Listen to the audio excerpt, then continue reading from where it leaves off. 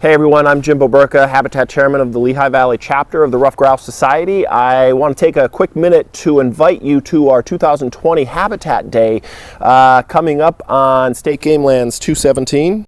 This is our original property where 5 years ago we planted 400 crabapple trees, of course along with your help.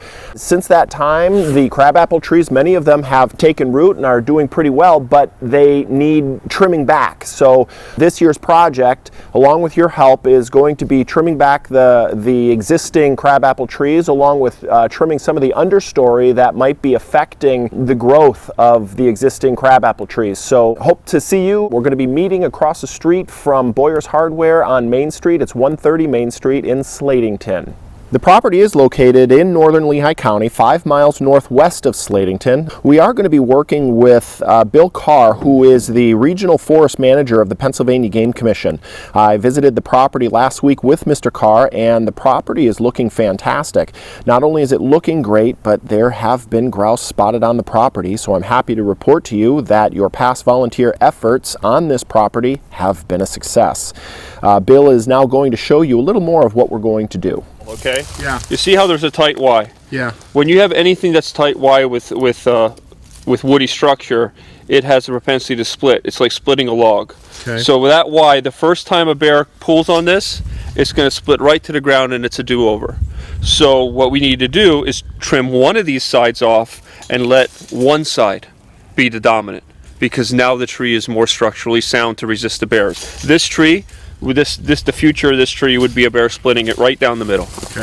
So that's the kind of corrective pruning we're looking to do. If somebody has the pruners, the hand pruners, we'd go through, we'd pull this off, and I'm just going to grab a pruner and show you what I mean. Okay.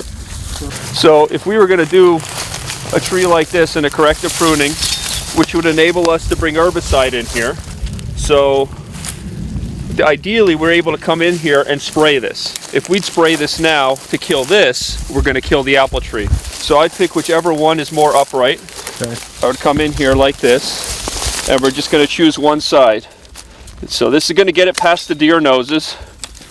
That's one side, and we're just going to toss that, and we're going to trim off all these little ones, because these are all going to have leaves. They're going to absorb any kind of herbicide treatment that we come in here with. Okay. So I'm going to come through here and just go up along the top here and get this to at least 30 inches if I can. So this is what I would really like to see the volunteers do. Once this heals over, this will be protected from the herbicide foliar treatments. So this will give us a 1 central leader, and I'm just going to go along here and cut these off. Easy work.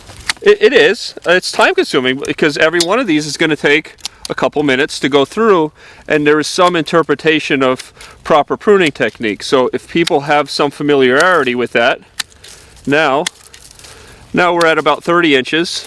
We have another split. I'm just going to cut this one off right here, and just to get a little bit more height out of it.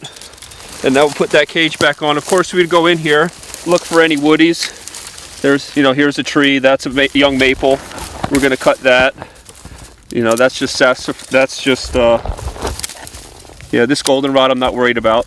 That's not going to bother us. Okay. So I cut the woodies, and now I put the cage back on. Now we're almost there. We're almost above that deer nose.